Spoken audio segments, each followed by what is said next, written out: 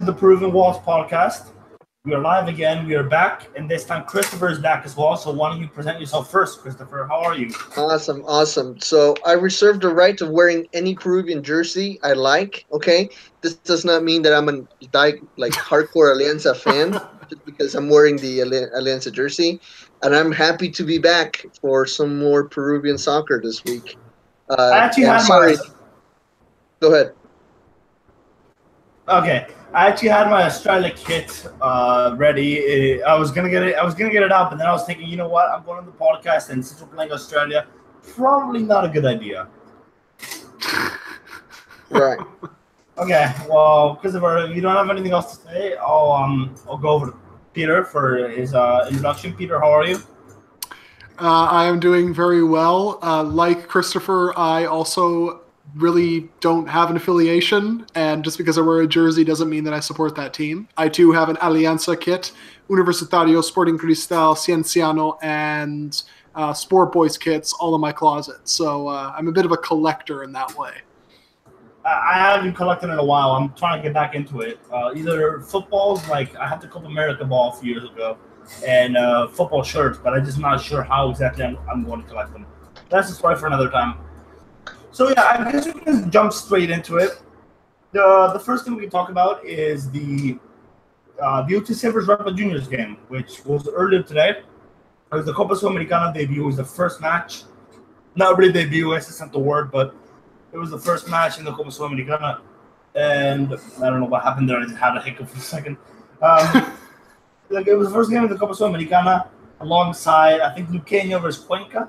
And but those two were the first games, and it was played in Callao because neither Mansiche or Héroes de San Ramon, either stadium that they wanted to use, were eligible, so they had to move it to Lima.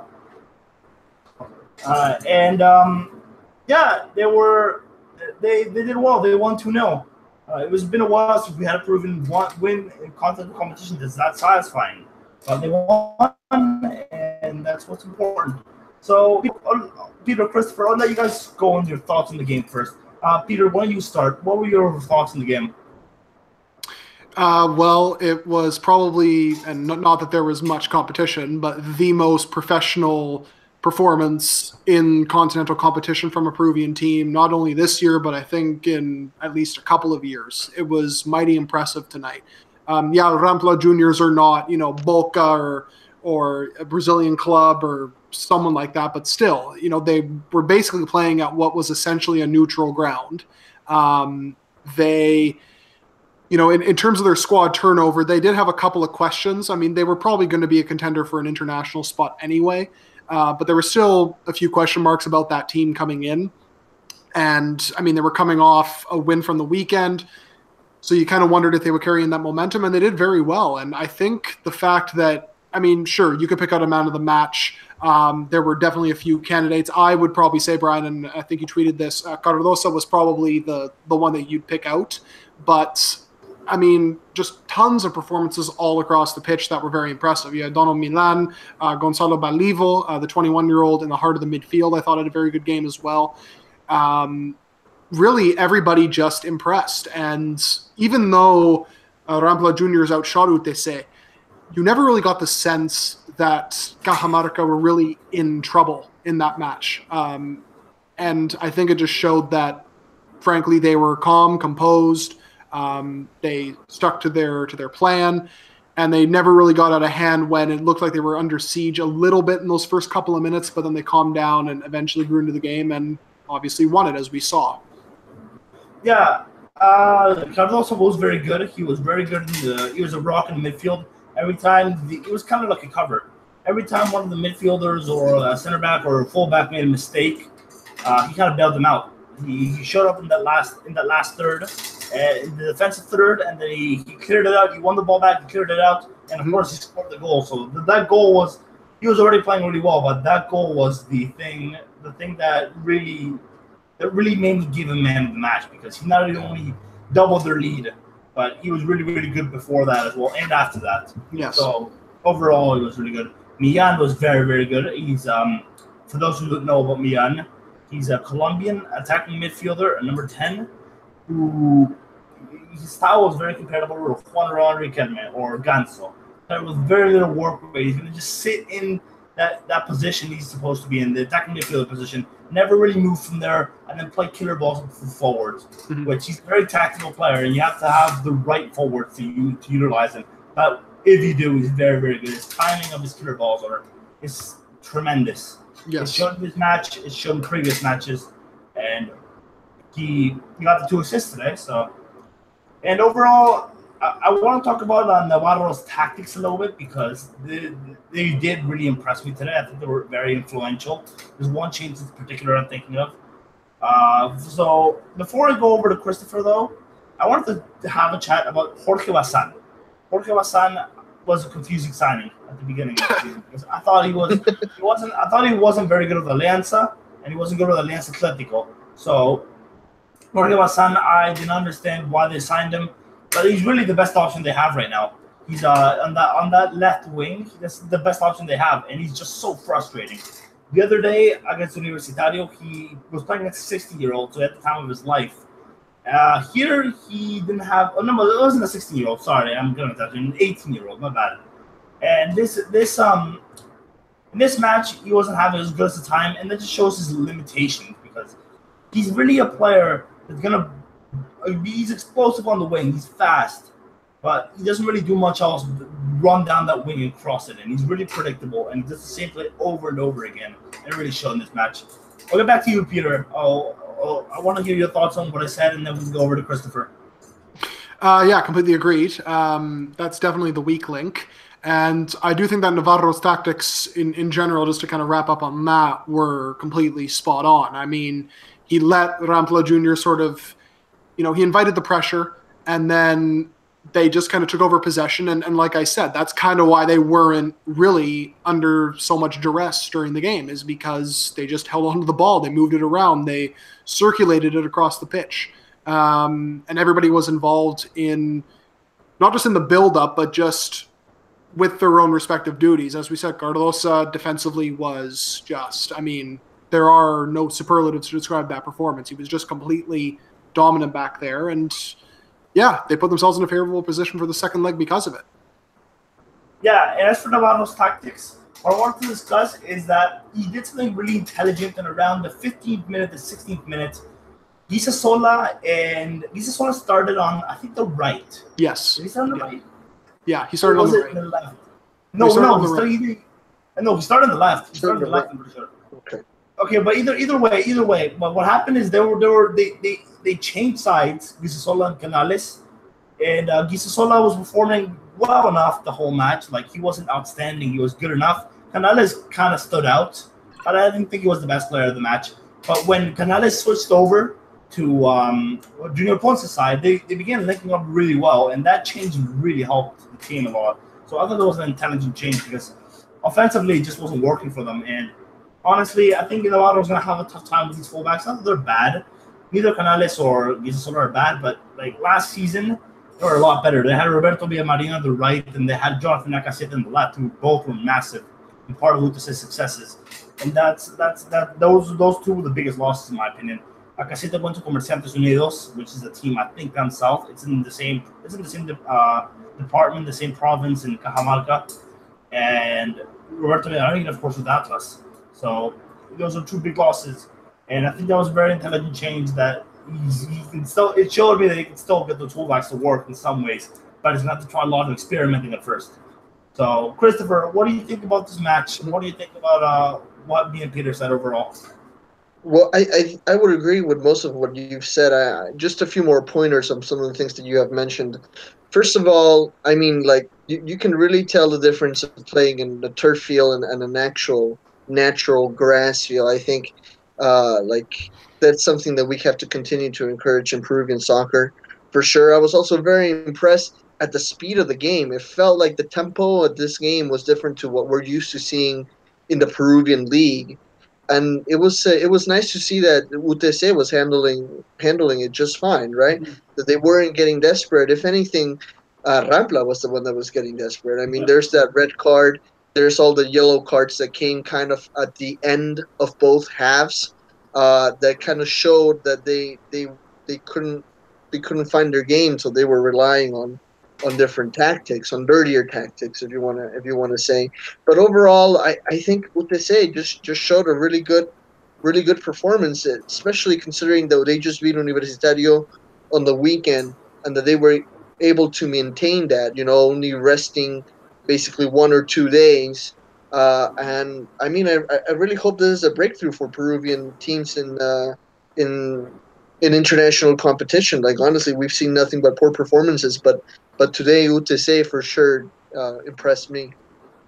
Yeah, and Franco Navarro is, in my opinion, the best Peruvian manager. He's just a little bit above Reynoso, in my opinion.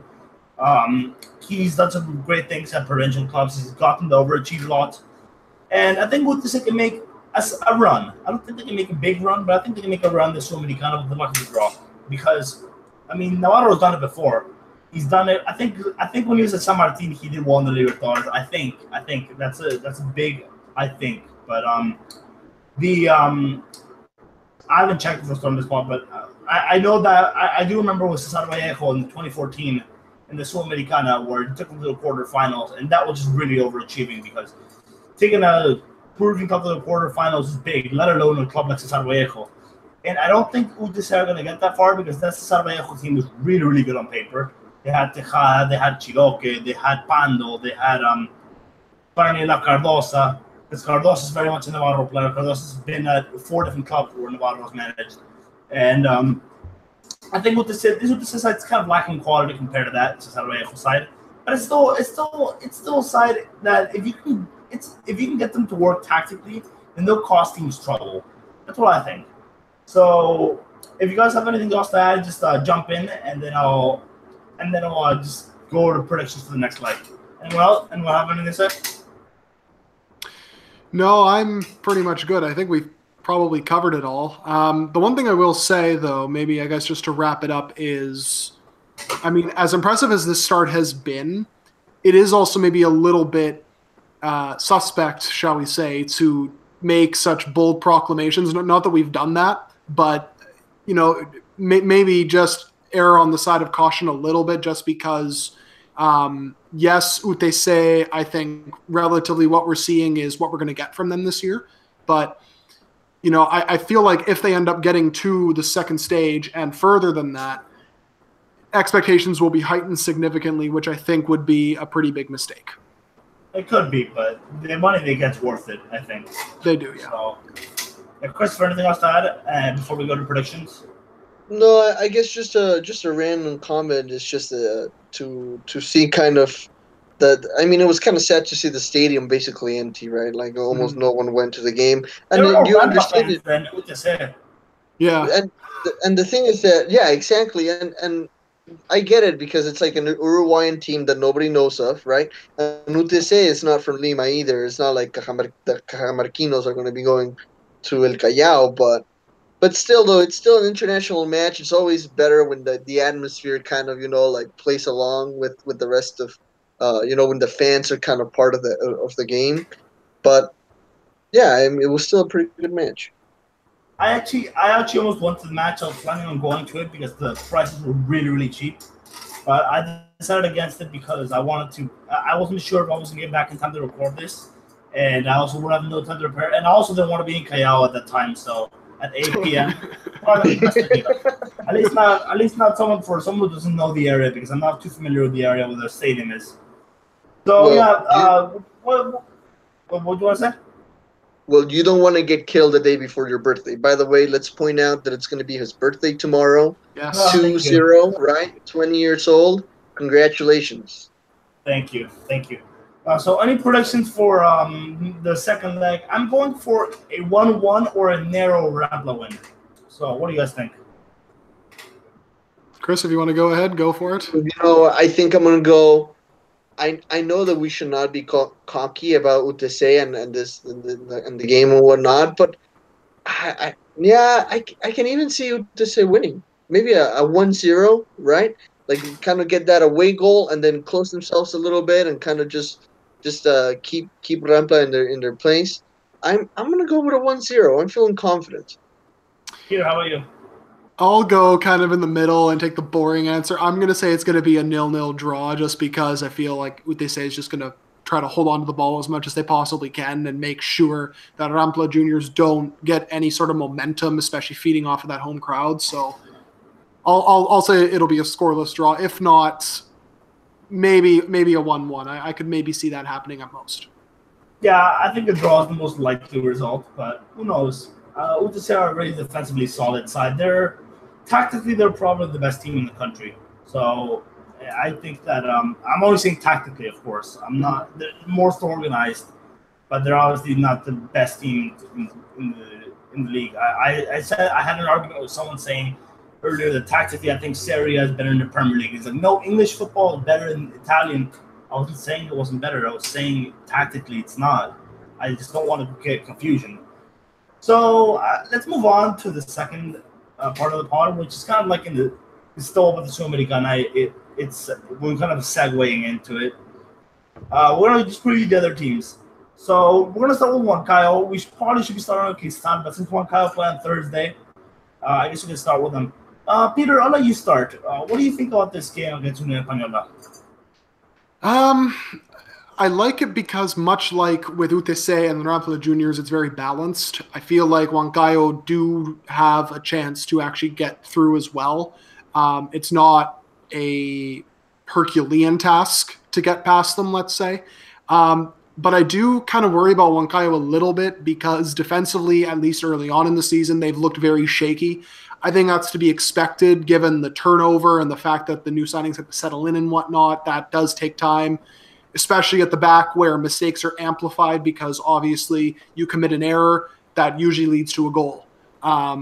So that is maybe the one little concern that you'd have for Huancayo going into this game.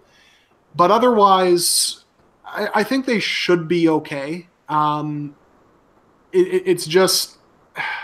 I don't know. I feel like because it's early in the season, I'm not as optimistic as I maybe would have been if this was, say, a round of 16 game or just a knockout game in general and they had some time to settle in. Yeah, I think that Huancayo are going to struggle in the first leg, and I honestly think that they're one of the favorites to go out of the Peruvians anyways. I do agree that with Peter, that it's not a Herculean task to beat Unión Española. They're definitely winnable. But Huancayo, my main concern is they're kind of like Megad. They have a terrible record in continental competitions. Specifically in the Sudamericana, they were the team that lost 9-0 to the Fito Sporting, I think, like 5 years ago. And every time they go in the continental competition, they always disappoint. The only time they got through their I don't know if they got through the group. I think they were Libertadores once. But the only time they got through, to my memory, that they got through to the next round was, I think, 2016 with Van Swantegui. And they lost 2-1 away, and they won 1-0 Huancayo. And then they had everything to beat Sol America at home, and they didn't. So I think that they're kind of like McGrath. They're just not very good in continental competitions, and I think that's going to continue here. So Huancayo, for me, are going out, I think. And specifically because they're not very good away from home either. So I think they're going to lose on Thursday. And the one thing that has me confident, well, two things rather, Marcelo Groni and Marcio Valverde. Marcio Valverde is one of the most underrated midfielders in the country, in my opinion. Very complete. He ranges from everywhere. He's a box-to-box midfielder. He's in defense. He's in attack. He's everywhere. He's basically total football. He can play on the wing. Can play in fullback. Very, very good. And the execution to it is good as well because his footballing ability is quite good as well. So, and the second one, Marcelo Groni, who is a very good manager. He's gotten Real Garcilaso to perform away from home last season, which is not exactly a rare feat. But Peruvian teams do tend to struggle away from home. And last season, he made it look like they're one of the best teams in the league, right? So if not the best, you could argue that they play better football than Alianza. You could argue. I'm just saying. I'm not saying Alianza wasn't a fair champion. So yeah, that's my worry from Huancayo. There's a few reasons why I think they will struggle. Christopher, do you have anything to add to that? What do you think about that? Well, I think we need to wait for confirmation from CONMEBOL of where the game's going to happen. I mean, I've been kind of scouting the web, and I haven't actually seen anything. And as we know with the UTC case, things can change very rapidly. And so, I mean, for all these teams, for Sport Rosario, for Real Garcilaso, for Huancayo, like playing playing in the Andes, playing in those higher altitudes is always something that's gonna give them a little bit of a bonus for teams that are not used to that. Obviously, I see that on their side.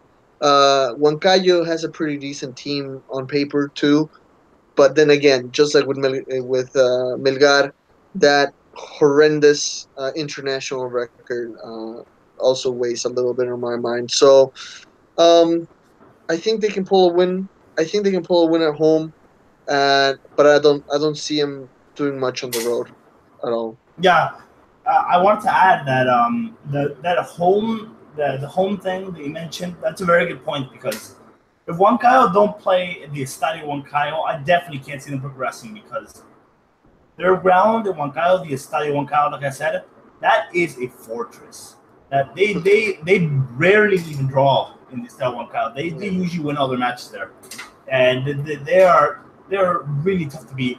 It's not just altitude, but like they perform really well. And I think Yotun himself, he has said that the worst pitch in Peru is the Estadio Huancayo because I think he said it, and I quote, you can run and it feels like the pitch never ends. So, and I've been there myself as well. So I've been there myself as well. So it's they're tough to beat, and I think that's their advantage there because they're harder to beat there than Sport Rosario, harder to beat there than Rega Silasor, that are home, and harder to beat there than Alianza Matute. So it's definitely they're going to need that, especially against the Chilean opposition. Peter, what do you have to add to all that, if anything? Yeah, Christopher brought up a great point with obviously the stadiums, and that seems to be an issue for a few Peruvian teams, as he mentioned. Kind of a question for both of you, though, because I'm kind of racking my brain on this. Was the Estadio Huancayo recently renovated, or did that not end up happening? No. I don't believe so. I don't believe so either. Okay.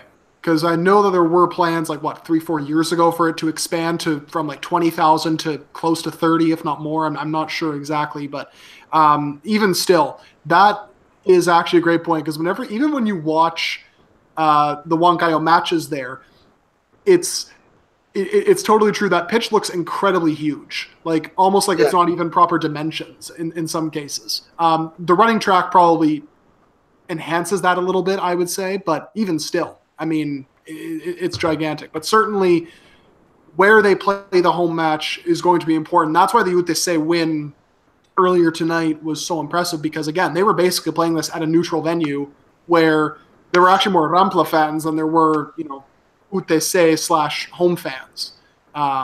So, yeah, that is definitely going to come into play here. Yeah, it's I definitely think Huancayo needs to play at home for sure. Let's move on to the second opposition. I guess we can leave Cristal for last. Christopher, why don't we start with you as Sport Rosario? What are your expectations for this? Oh boy! To be honest with you, it has been kind of a rocky start for Sport Rosario this season. I was kind of expecting a little bit more, even though from the midfield up, they're basically new, right? From midfield down, the defenders, the goalie, it's kind of the same thing that we saw last season, and even that was especially the defense was pretty bad against Sporting Cristal last weekend. So my expectation for Rosario this year was that they got a pretty nice defense, right? They got a pretty solid defense. So now what they need to fix is kind of the people up top and kind of just tweak with that so that we can get more goals.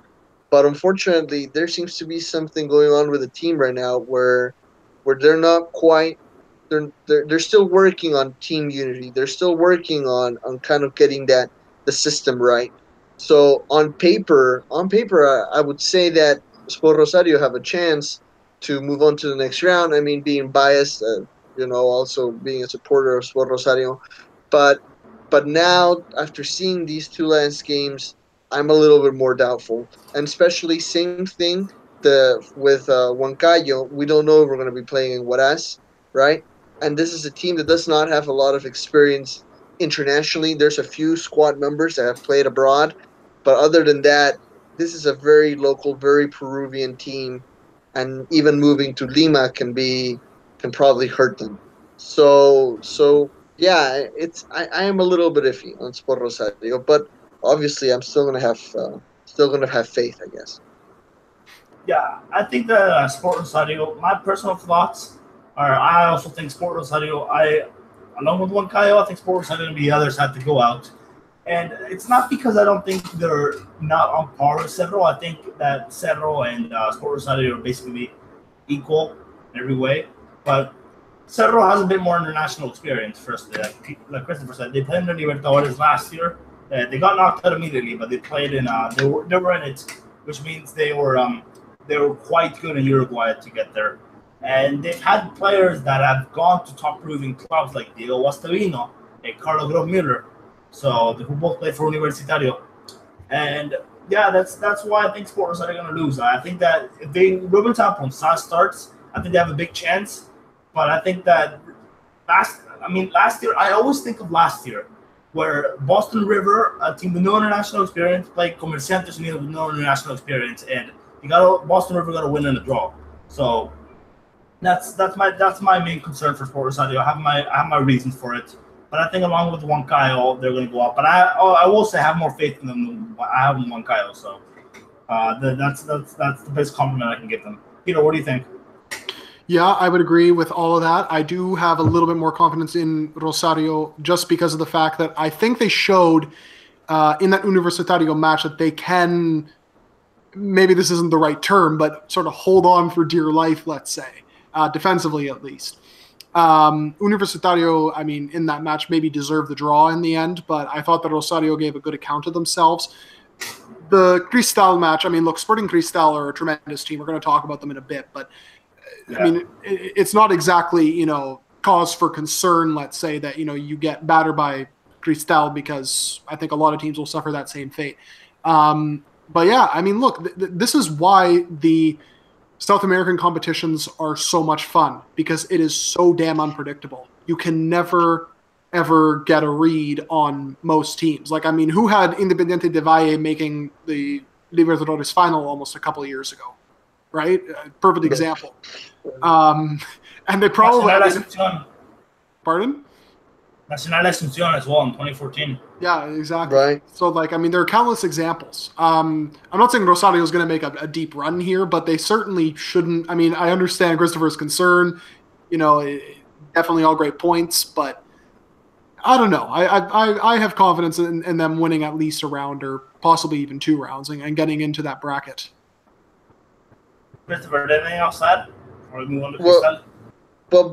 So to me, and we can probably talk about this in Descentralizado. Maybe we'll save it for later. But the question is, how is it that Rosario goes 1 week, and I know that we're playing at home, from really doing well defensively against Universitario to the next week just being horrible, or like their defense was just horrible against Sporting Cristal.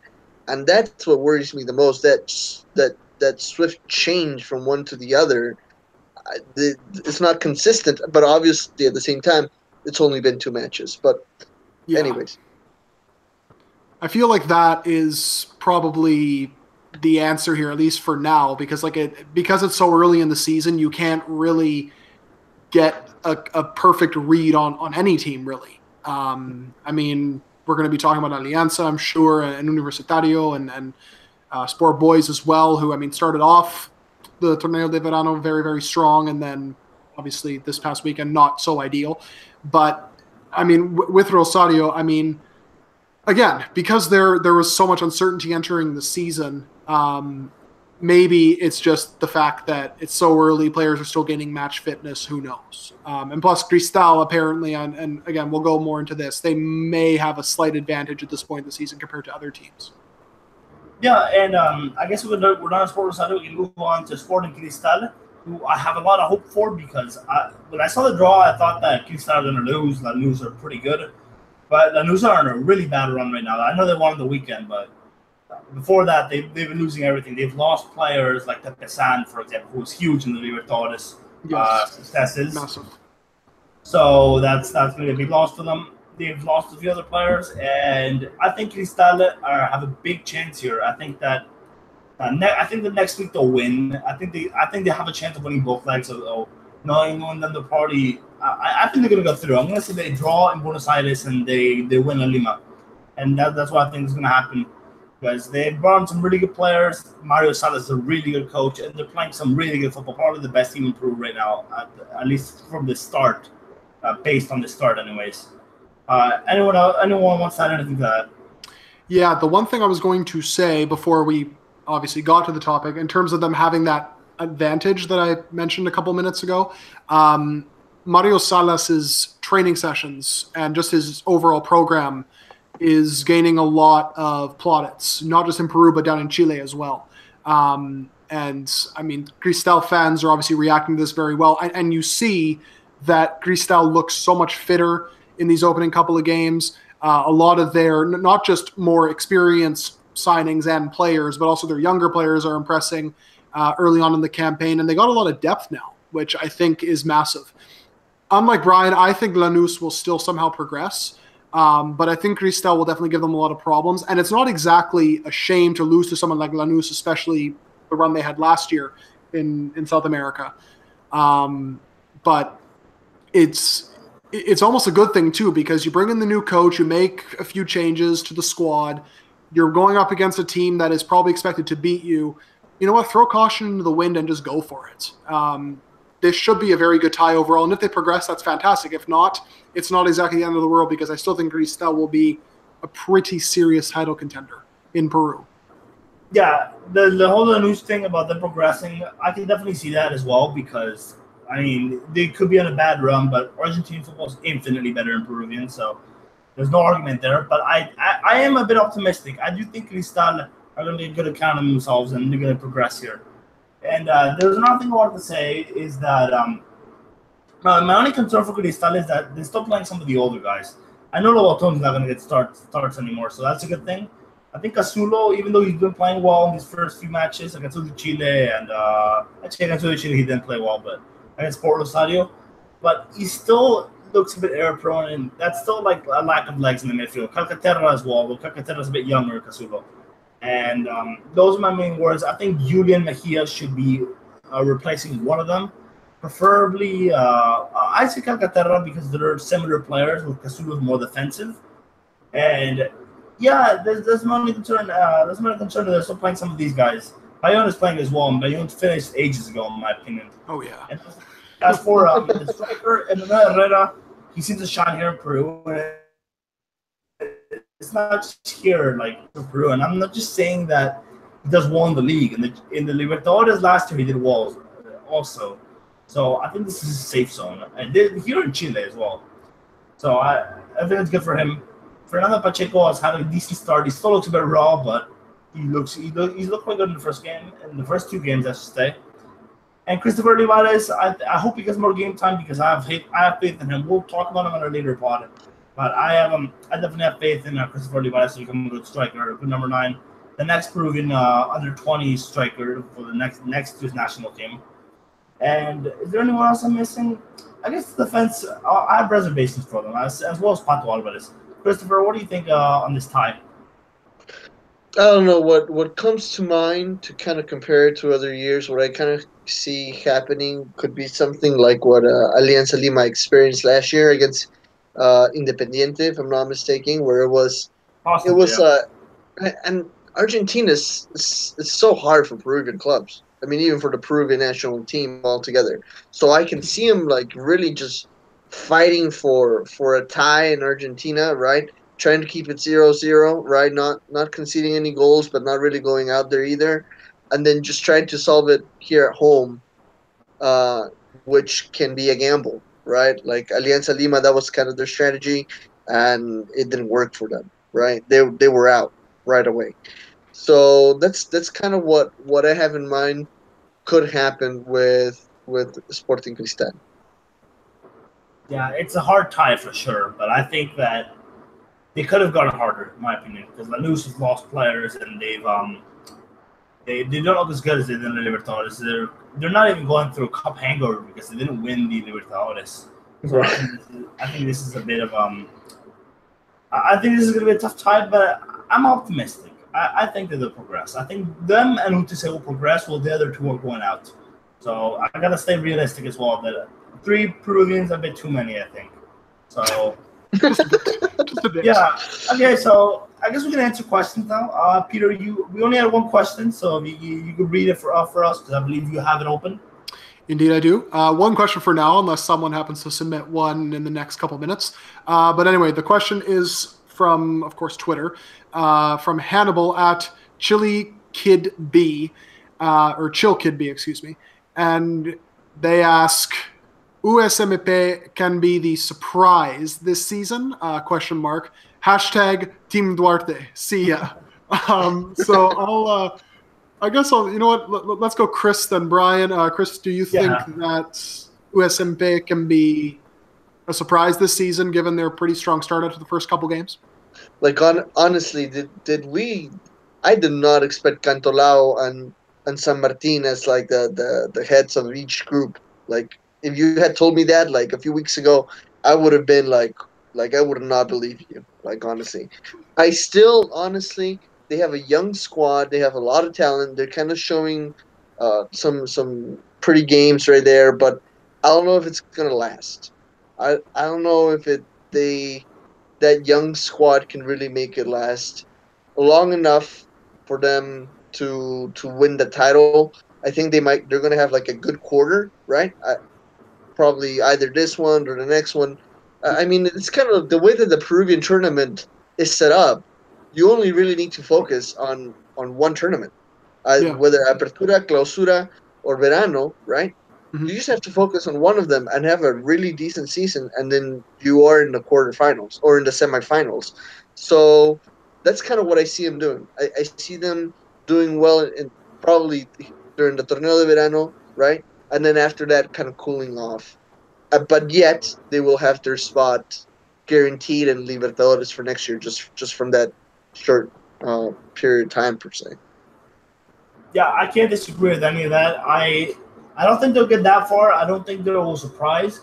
But like Christopher said, I can't see it lasting because they faced two weaker opposition in the first two games. At least San Martin did, and they didn't look that great. I mean, they look good, but it looked like if you put them up against bigger opposition, they're gonna lose. That's the way I see it.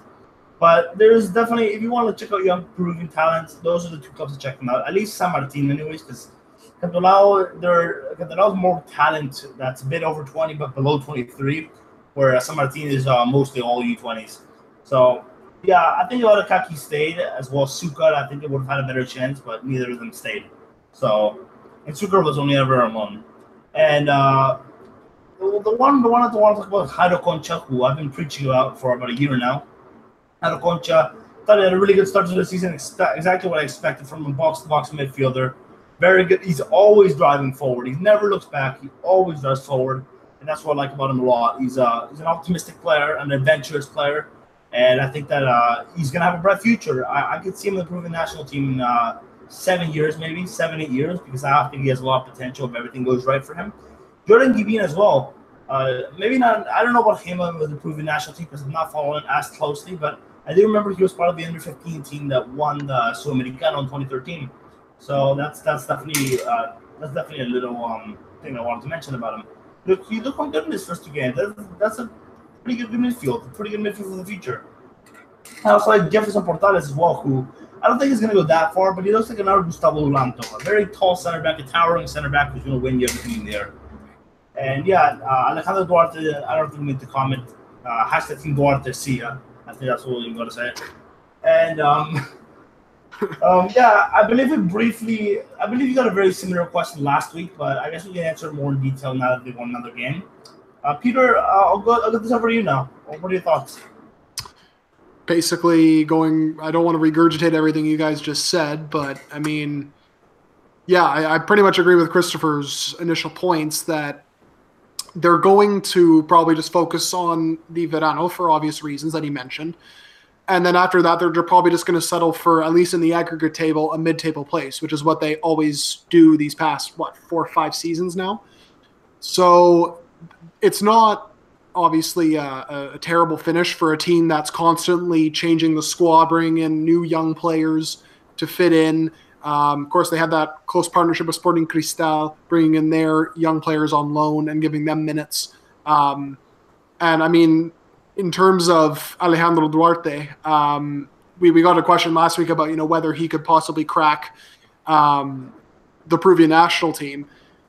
Maybe if he continues his form heading into March, it's a possibility. I maybe don't see it happening, but he has been very, very impressive, and he definitely deserves a lot of plaudits. Maybe one to watch for the next cycle, because I know Jose Carvalho is, 30 years old, so he's maybe going to be just starting to get up there in age. Maybe they'll want to bring in someone younger. Who knows?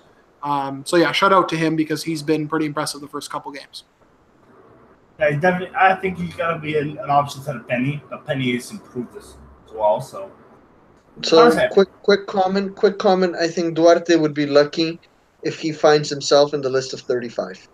If he finds himself in the list of 35 that Gareca's going to call, then I think that would be a great accomplishment. But I would also agree that I feel like the squad is pretty much set with exception of a few names. Yeah, he's gonna. That would be a good accomplishment for him because that way he can get his name out. That's all he has to do. Like, he knows he's not going to play in the World Cup, or at least he knows he's not going to start in the World Cup, rather, because even if he gets called up, even if Carvalho and Penny get injured, Casa get injured, he's still going to be second choice. So, let's say 3 keepers get injured. This is a better explanation. Let's say 3 keepers get injured, he's still going to be third choice. So, yeah, I think that is an interesting one. So we have 20 minutes left. I guess we'll talk about the Centralizado now. So I'm just going to get my score real quickly. Peter, why don't you start by picking the first match? I guess we can start off with Alianza La, but you flip a coin or something and see who goes first.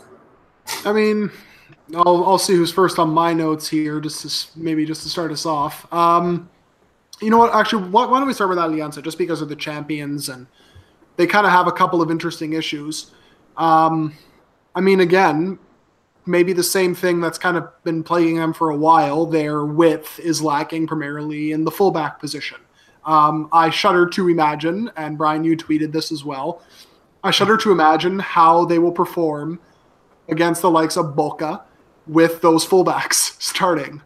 It might be in a bit of an embarrassment. And that was kind of their issue also. And I will continue to say this every single week he doesn't play. No Quevedo, no party. It's as simple as that. So that's all I had to say about that match, because I feel like the same issues that have held them back at times when they've struggled kind of rear their ugly heads again this past weekend, and also the previous week as well in their opening match. Oh, 1 second. My scoreboard was enough. Okay. I just lost the scoreboard altogether, so I guess I'm without a scoreboard. Ayacucho, I wanted to bring up Ayacucho before we go to the fullbacks. I should have gone to the fullbacks first, but Ayacucho kind of came in my mind first. Ayacucho, worst team in the league this year. They've been a worst team in the league the few years running, but they've always managed to save themselves. I think this year this is going to be the year they go down finally. I mean, I know it's the last 3 years as well, but I don't see many teams worse than them. I don't see. It depends on how their home results are, but like they often win the relegation battles. I don't think they're going to do it this time. The only team I could possibly see, like I could see them favorites as, is against Unión Comercio at home. Otherwise, I don't see them being favorites against anyone, even at home, unless they're in a run, of course. That's a different story, though. Alianza, they are lacking the fullbacks. I'm not so much worried about Boca. I think Boca are going to get just a 2-0 win. It's Palmeiras and Junior. I'd assume Junior will go through, but like Palmeiras, they're I don't know how they're the typical Brazilian team, but Brazilians are the masters of dribbling, and on the wing that's deadly, especially against a team like Alianza who doesn't have good fullbacks. And Junior, as a Junior, I don't want to even think about how Jimmy Chara is going to do against Duclos or Garro. So that's just a nightmare just to imagine. So. Yeah, Alianza is going to struggle with those fullbacks. Those fullbacks, they might do okay in Peru because they're going to get away with it. But I don't know if it was Ardiles, but one of the wingers, I know Ardiles was playing in the middle. I don't remember if he went that wide. But Ardiles, one of those players, was terribly close apart. And that's just not a good omen for Alianza this coming Libertadores. Christopher, what do you think on this match? So I was actually planning on giving Ardiles a shout-out because I think that he was probably the most important or the best player of that whole Ayacucho side. And, I also agree that Alianza's defense was pretty weak. I was going to blame it on the altitude of Huanta and the difficulty of the trip there, but well, I don't know. I don't know. I actually thought Araujo had an okay game compared to everybody else. We also need to we can't forget like Janio Posito for sure, Mhm. and the guys up top. I think it was kind of an interesting strategy to kind of. I feel like Alianza really just loaded up the top half, right? Velarde, Posito, Hover. You kind of had a lot going on up there, and it kind of paid off. I mean, obviously they won, right? Not everybody was expecting them to win because of the difficulty of where they were playing, not so much the difficulty of the team they were facing. But honestly, I think Posito is a classic story of success of a young guy that like really starts where like no one knows him, right? Started with Los Caimanes, like in Copa Peru or Segunda División, and he's made his way from kind of like a really crappy team to a decent team to Alianza Lima. So, I mean, yeah, I mean, I don't know. I really like them. Other than that, I think that's kind of what I had on that game. Okay, before I guess we'll go to Lou, and then I kind of have an idea to end this entirely talk section and the podcast, of course. So Universitario, they're in trouble. There's not much else to say, but I feel like it's gonna be a lot worse than it actually is. But I do have some optimism that they're gonna get better with that within the season because a lot of it because these young players are still raw, and there's some injuries as well. Corso's not there. Once Corso's gonna get back, the team's gonna get a lot better. But they're going to struggle this season for sure. I think they're going to go from mid-table to lower half. No, in my lifetime, have fought relegation several times. The closest occasions was, I think, 2011 and 2015. Those were the ones where they almost got relegated. 2015, they were kind of saved by Rui Diaz, but 2011, they really struggled. Peter, what do you think on Low this season? I mean, your concerns are valid. You certainly have justifiable reasons for it. They're bringing in, a lot of young players who need to grow into the league, settle in, and kind of go from there. So it's going to take a little while, if not longer. I think they will end up being fine because they always, even when they do struggle, they find a way to get out of it. I still think that they'll still be somewhat comfortably mid-table by the end of it.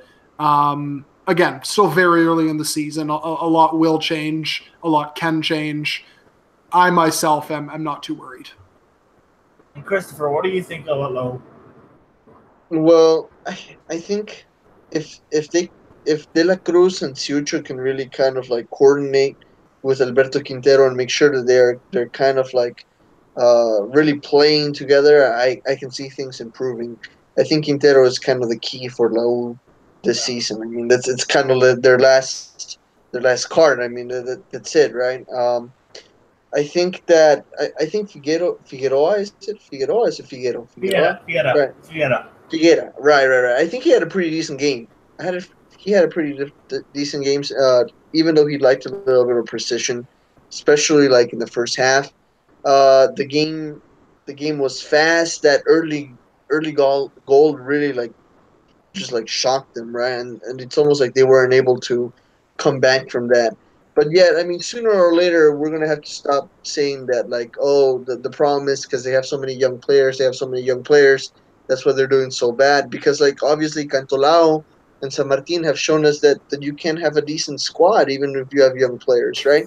So sooner or later, I think they're gonna do better. Like you guys just said, it's mid-table or lower, right? But yeah, I think sooner or later we're gonna have to stop saying, "Oh, it's all the young players," and they're just gonna have to grow up. That's an excellent point. I didn't even think about that. It's not an excuse not thinking about it, but that does bring me to my next point, which I was gonna make before Christopher even mentioned that. But another thing about Laú that's not really filling me with confidence is I'm seeing a lot of players disinterested.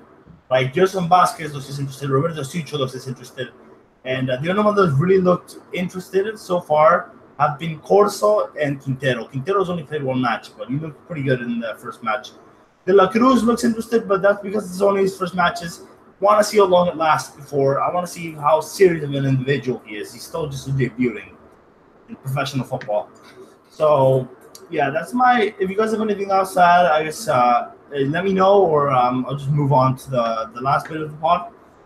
No, I mean, I do kind of want to add one thing on Christopher's comment about, like, they can't really have the excuse for young players. To play devil's advocate, because I do kind of agree with you in that way, but to play devil's advocate, it's a lot different coming through Lau and playing for that team with all those expectations. Yeah, of course, they're not expected to do anything this year, but just the stature of the club, the fact that a lot of these kids obviously are coming from the academy, they're playing for a team that in a lot of cases they grew up supporting and idolizing. It's a lot of pressure, right? And there's so much at stake for them to stay up and make sure that things don't go completely wrong. And because, Universitario fans, let's be honest, they're quite fickle. Not right. Brian, of course, but the average Universitario fan is quite fickle.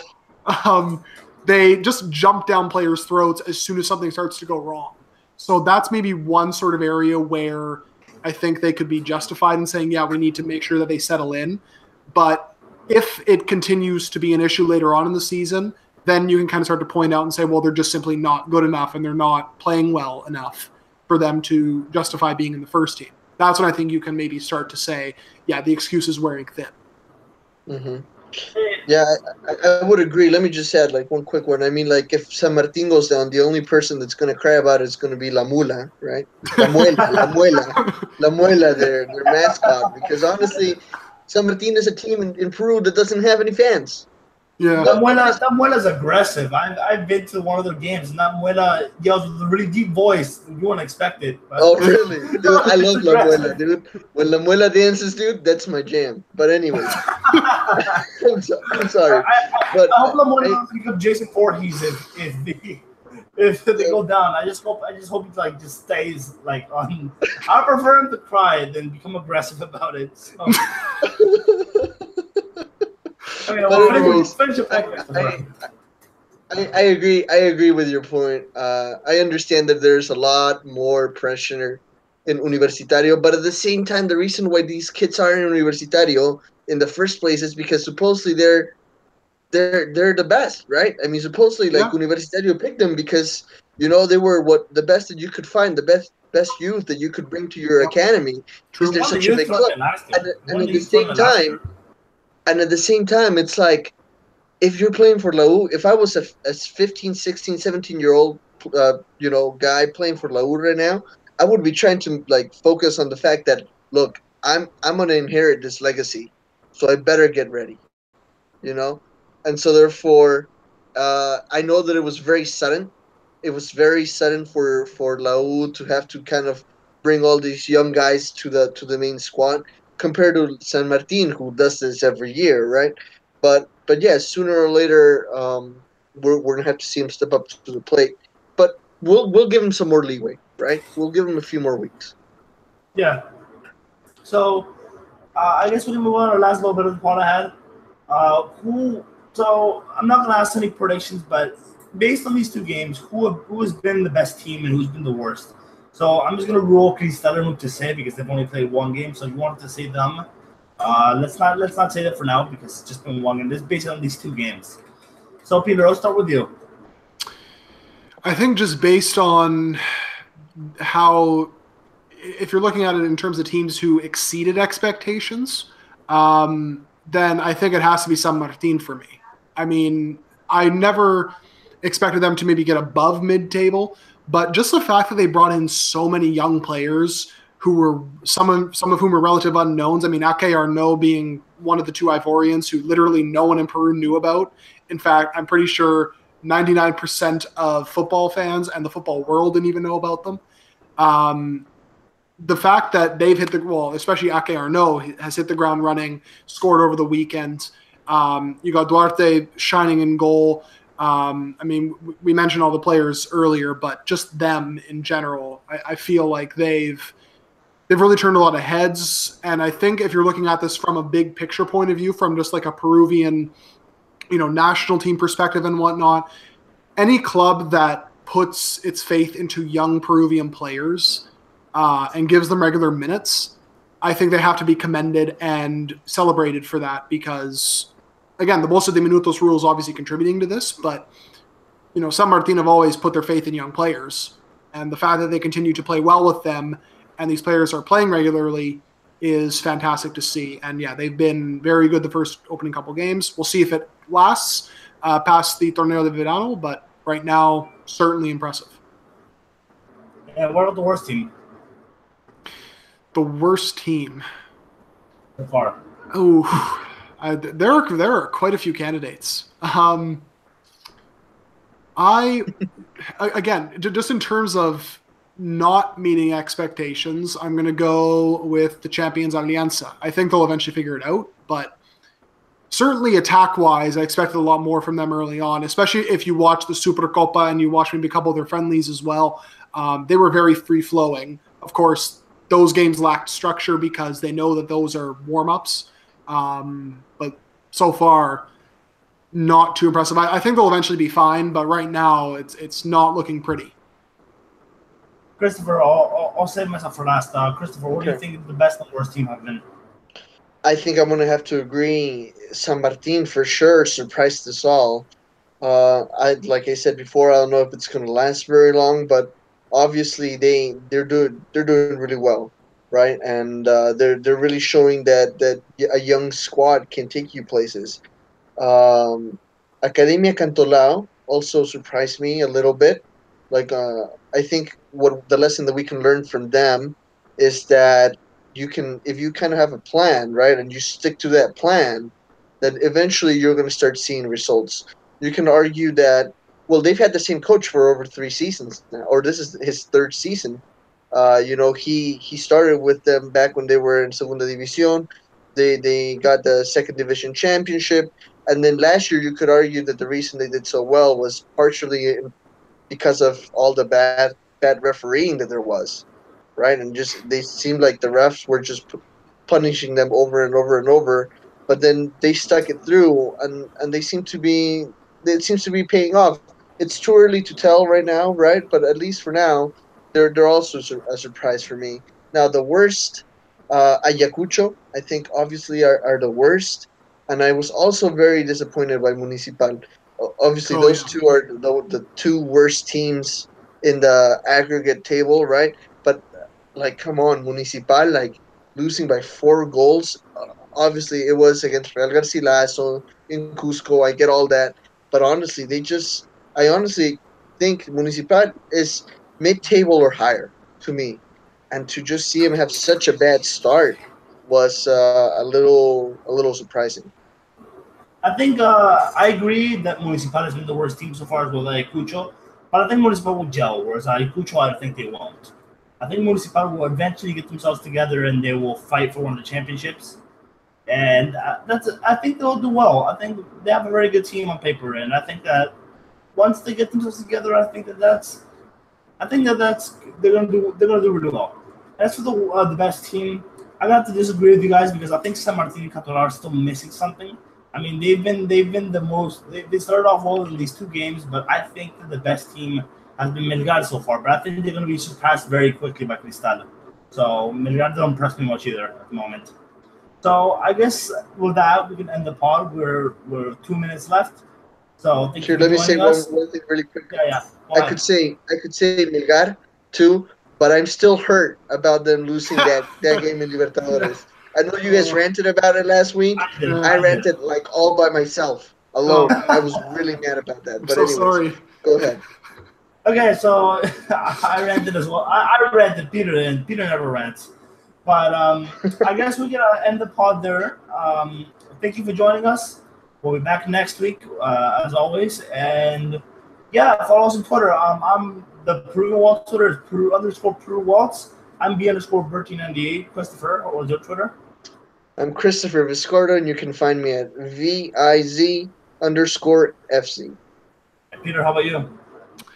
So I'm at Galindo PW, and Brian, the Twitter handle is at Peru Waltz, no underscore. It's not like your handle. So just at Peru Waltz. Very, very simple. Just remember that part. Okay. Thank you for correcting that. So thank you for listening, and we'll see you guys next time. Adios or ciao.